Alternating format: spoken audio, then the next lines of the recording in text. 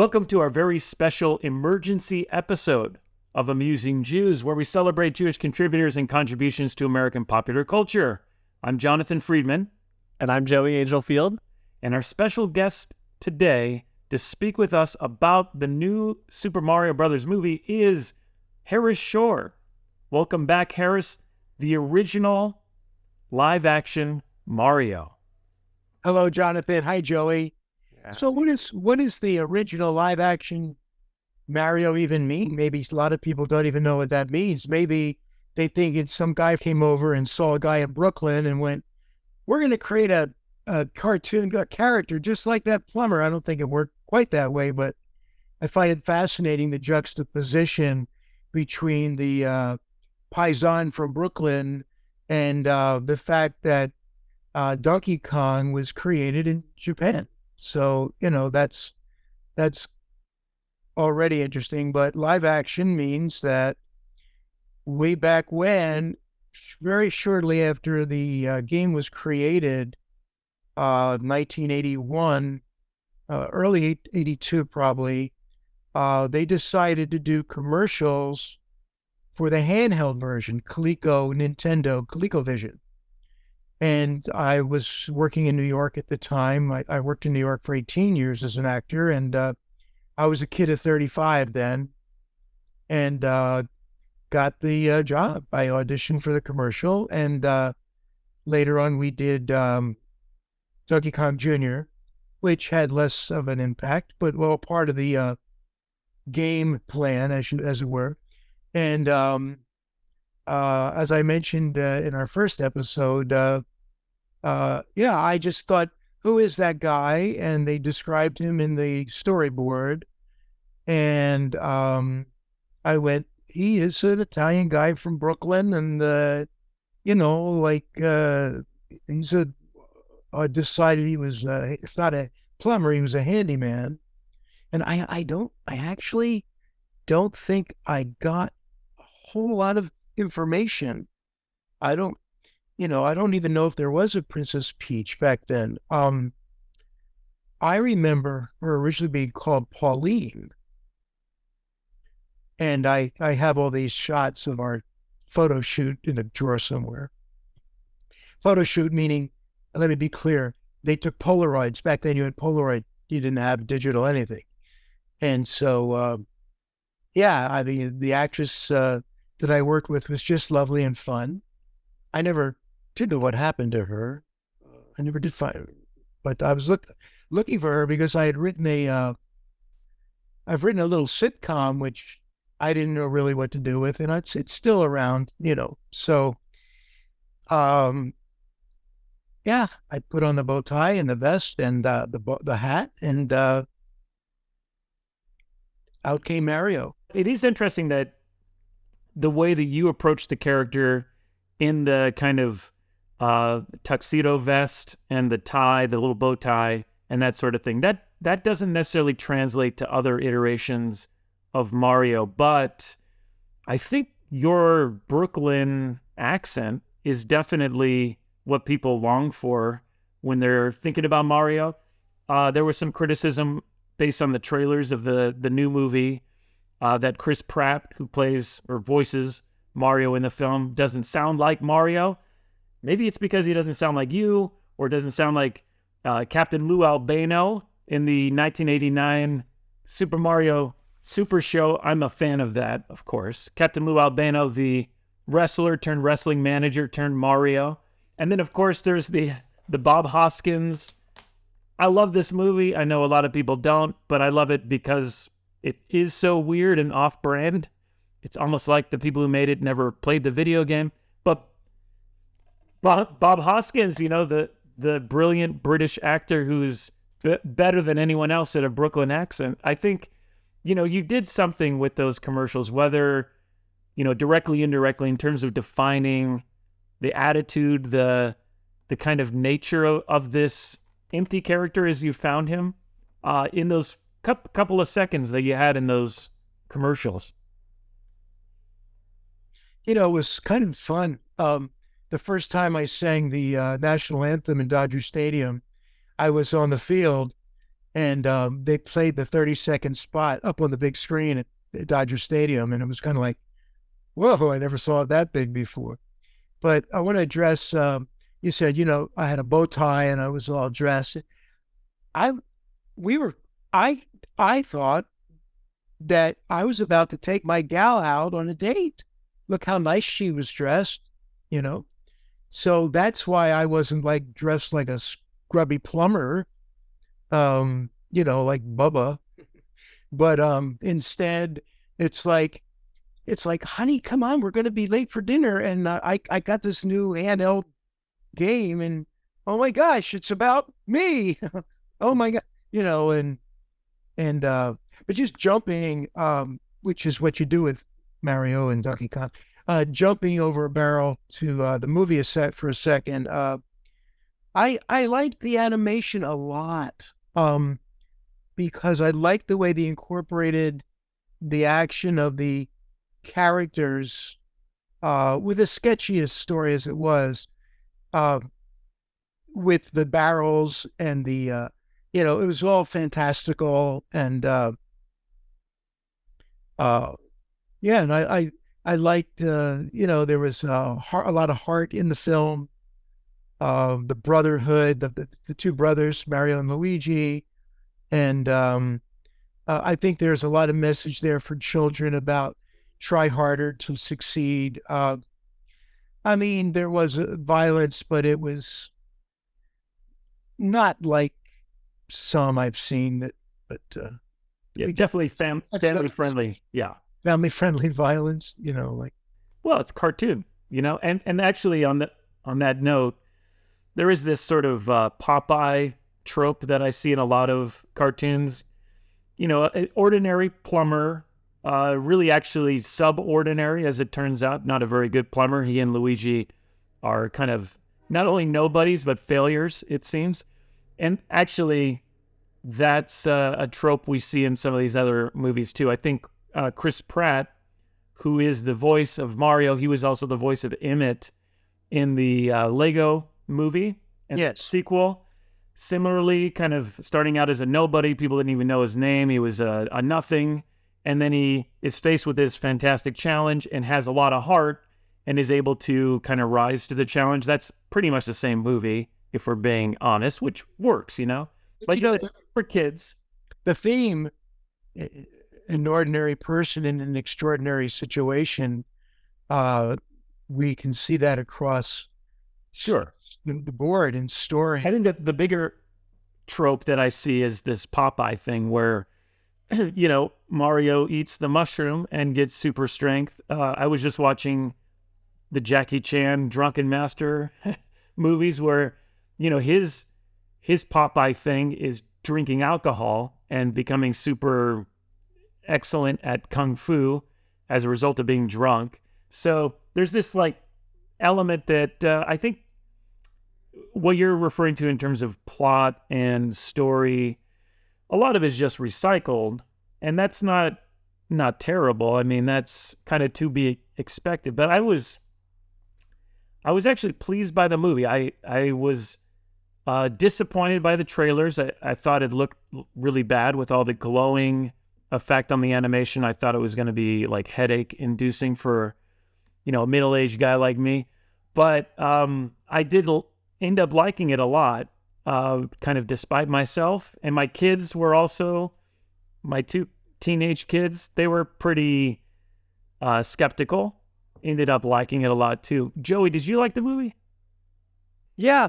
I think I ended up liking it too, a fair amount, I was going to say vis-a-vis the mushroom, giving him super strength was a little bit reminiscent to when my family was trying to sell me on spinach, they referenced Popeye, and that was how they got me to eat spinach as a little kid.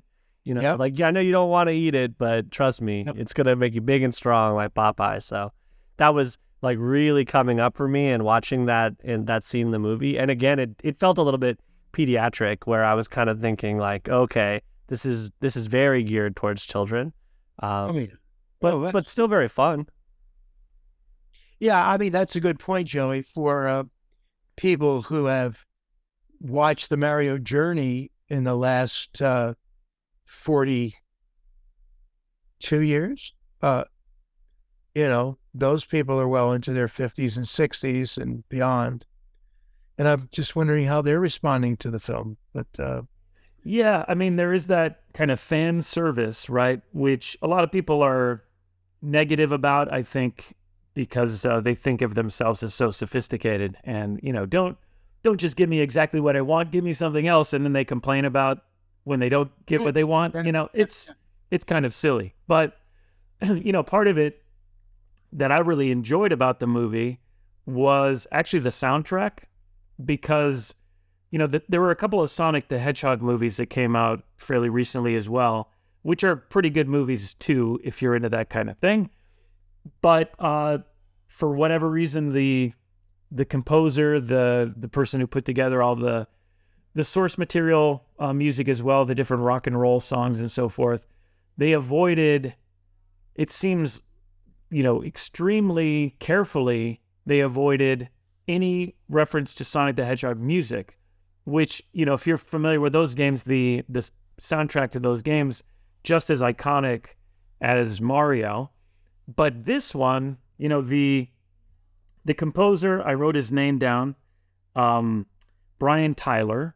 yeah, It's actually quite remarkable how much he was able to put in with the different characters. There's some references to the Donkey Kong rap, apparently, from Nintendo 64. When Donkey Kong comes out, I've never played that game, but my kids told me. Anyway, I'm strictly an 8-bit and maybe 32-bit at the highest, 8, 16, 32. I never got beyond that myself. But, the soundtrack was great. And, that gave me the feels, as they say. And, I think there were just enough sound effects and enough action for much of it to look like a video game. Yeah, and there is that kind of interesting recycling of a trope there too. In the first much maligned Super Mario Brothers movie from 1993 with Bob Hoskins and John Leguizamo, where I've been told that they were getting drunk behind the scenes in between takes and stuff. I mean, it was like a really weird experience for everyone. And then, of course, you got Dennis Hopper doing his Donald Trump impersonation as Bowser. I mean, it was a strange movie. I have to look at that movie again. It's wacky, but I feel like there was some tribute to that movie, because in that one too, they begin as ordinary plumbers in Brooklyn and get sucked into another dimension, and then that's when all the adventure happens. That definitely happens in this movie as well. So I kind of like that as a tribute to the other movie. This was quite the rabbit hole. Yeah. Well, yeah, even more than that, even more than Alice in Wonderland, it was probably like Tron, right? Because they're going into a video game, essentially. Yeah. I one of the themes I really liked was, I mentioned the brotherhood and strengthening brothers. And then I also liked that the enemies, Donkey Kong and Mario, became friendly and on the same side. And I think that's a huge trope, if you will.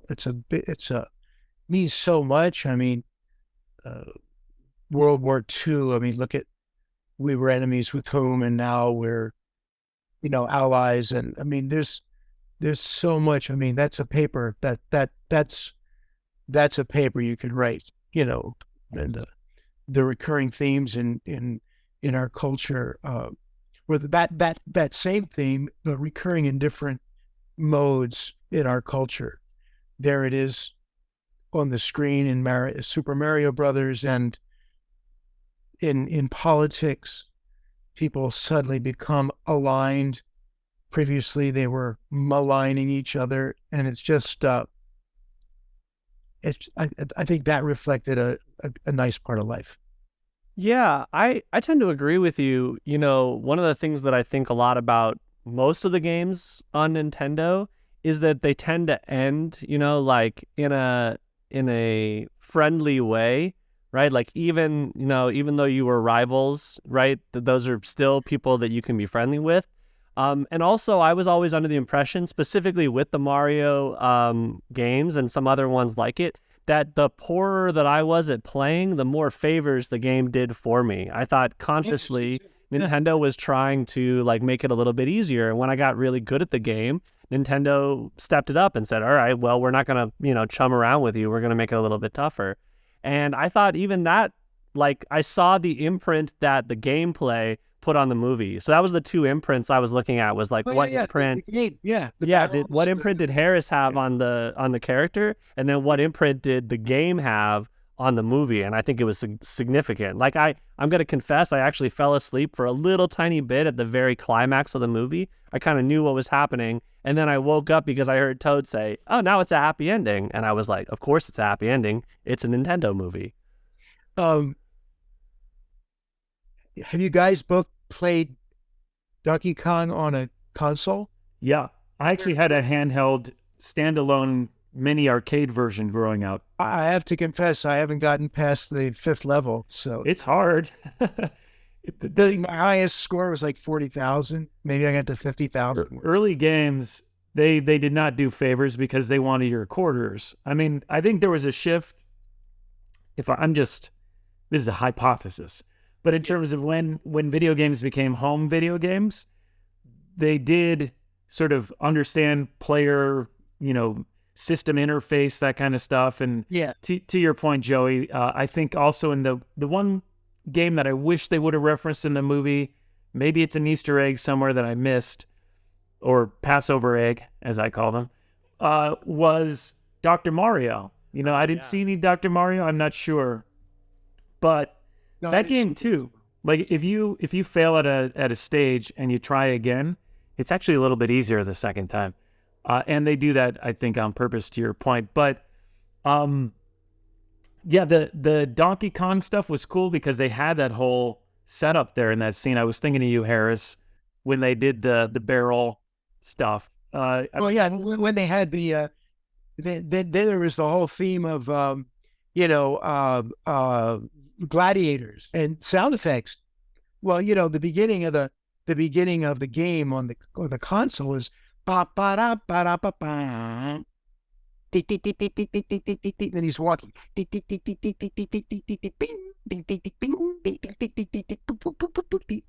Yeah.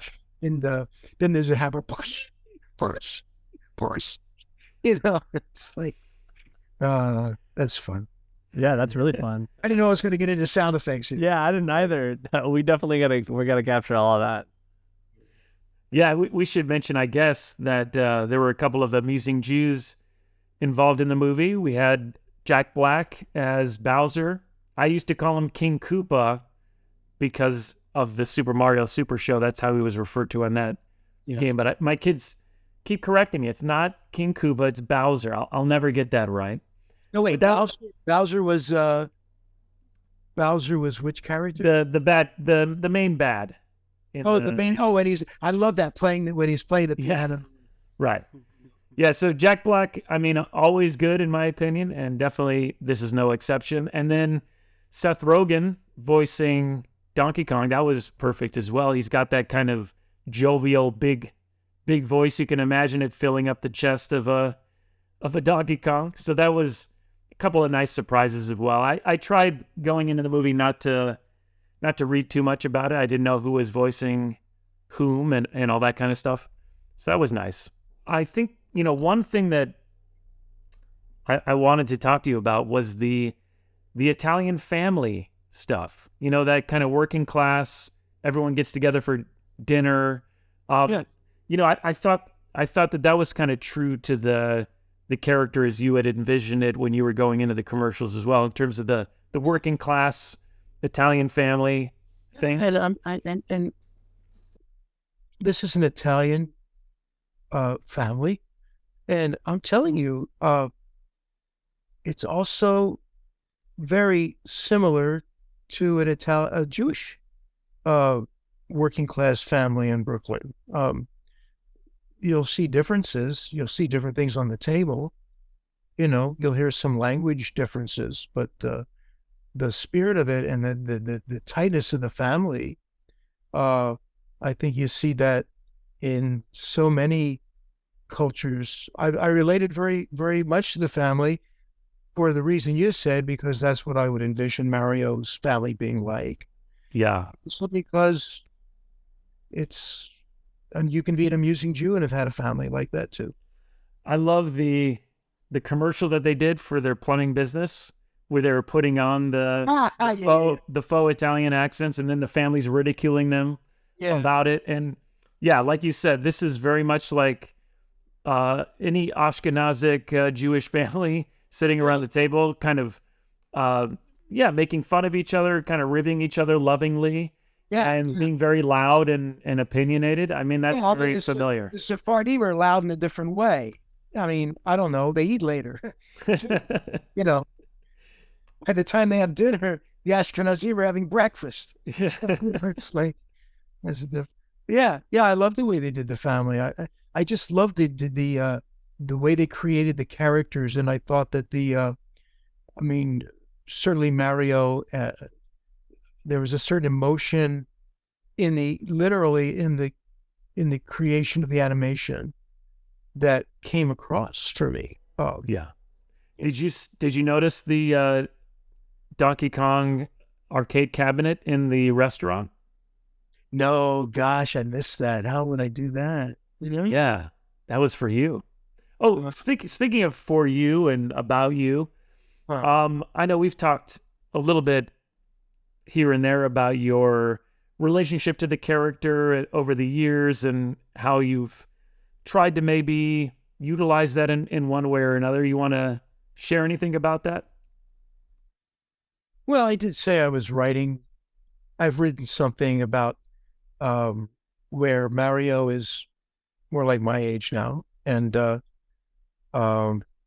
he's home and he's by himself and lives alone, and he basically lives in a room that's so small he sleeps in the refrigerator. I mean, that's how small the room is, Johnny. And there's sort of a dark humor in his sadness and his remorseful temperament, so to speak. And he's wondering where is Pauline after all these years, because Mario was married and his wife died, and he lost Pauline years ago when she was what did I write? She was I think she was absconded by Donkey Kong, and he never knew what happened to it. But years later, now I remember what it was. He's working at a zoo, and Donkey Kong has been living at the zoo. And they still have this standoffish relationship, And I don't think Kong knows what happened to Pauline either. And so, talk about two beings that collided in their younger days. I feed Kong. We don't talk much. We're still not.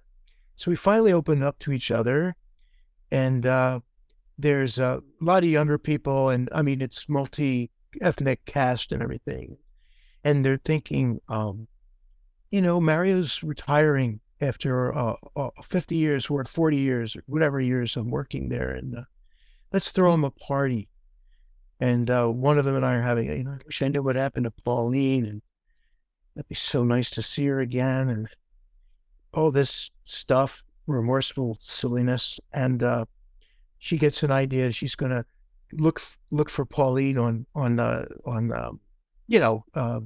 social media, and somehow they're going to check DNA and Ancestry.com and 23andMe, and unbeknownst to Mario, they find her. They find Pauline after 30, 40 years, and wherever she's living. And for Christmas present or whatever present, Mario doesn't know that they found her, and it's going to be like, you remember the old show, This Is Your Life? Mm-hmm. So he's having a good time, and in walks Pauline.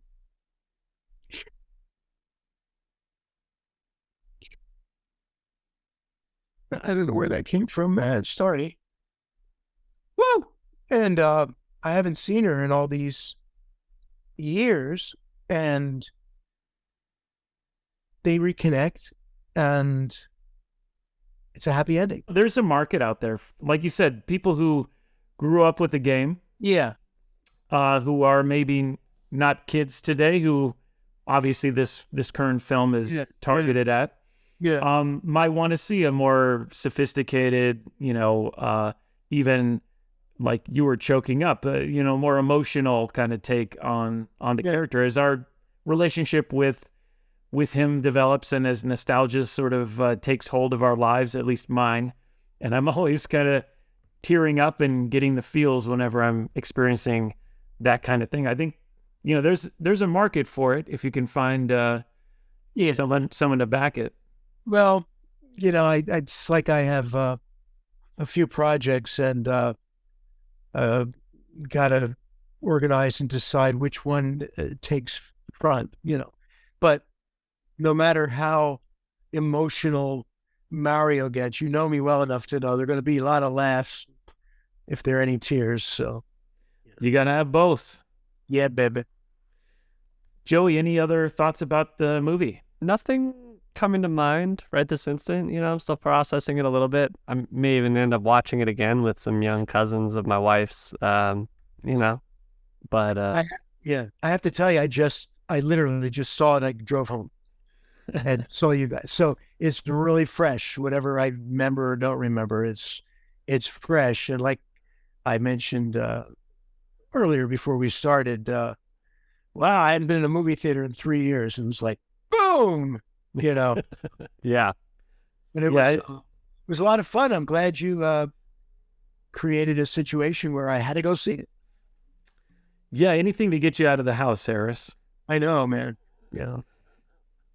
All right, well, it's been a blast catching up with you. Thank you, Joey. Thank you, Joey. Thank you, Jonathan. Always a pleasure. And to our audience, now back to your regularly scheduled lives. Amusing Jews is here to amuse you. If you like being amused, go ahead and click like and subscribe.